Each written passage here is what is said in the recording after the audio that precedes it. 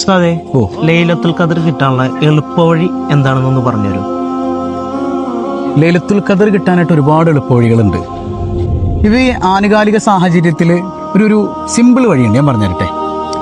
ഇപ്പോൾ ഈ ഗ്യാസ് സിലിണ്ടറിൻ്റെയൊക്കെ ലഭ്യത വളരെ കുറഞ്ഞിട്ടുണ്ട് അല്ലേ. പല കുടുംബങ്ങളിലും സിലിണ്ടർ ബുക്ക് ചെയ്തിട്ട് ഒരു മാസമൊക്കെ ഇനി കാത്തിരിക്കേണ്ടി വരുന്നൊരവസ്ഥയാണ്. അപ്പോൾ അവരുടെയൊക്കെ വീട്ടിൽ നല്ല ഭക്ഷണം പാചകം ചെയ്യാൻ പോലും പറ്റുന്നുണ്ടാവില്ല. നമ്മുടെ അയൽപ്പക്കത്തെ വീട്ടിൽ നല്ല ഭക്ഷണമില്ലാതെ അവർ പ്രയാസപ്പെടുന്ന സമയത്ത് നമ്മുടെ വീട്ടിൽ ഗ്യാസ് ഉണ്ടാവും, ചിലപ്പോൾ അടുപ്പുണ്ടാവും. അപ്പോൾ അവർക്ക് നല്ല ഭക്ഷണം കിട്ടാനില്ലാത്ത സമയത്ത് നല്ല ഭക്ഷണം നമ്മൾ അവരുമായിട്ടൊന്ന് ഷെയർ ചെയ്ത് നോക്കി, അള്ളാഹ്ക്ക് എന്ത് സന്തോഷമാകുമെന്നറിയോ. നമ്മുടെ തൊട്ടടുത്ത് കിടക്കുന്നവൻ നല്ല ഭക്ഷണം കഴിക്കാതെ അവൻ പ്രയാസപ്പെടുന്ന സമയത്ത് സുഭിക്ഷമായി നമ്മൾ കഴിക്കുന്നുണ്ടെങ്കിൽ നമ്മൾ വിശ്വാസി പോലും അല്ല എന്നാണ് മുത്തുനബി പഠിപ്പിച്ചിട്ടുള്ളത്. അങ്ങനെ കഴിക്കുന്ന ഒരു മനുഷ്യനാണെങ്കിൽ നമുക്ക് എന്ത് റമദാൻ കിട്ടാന് അല്ലേ.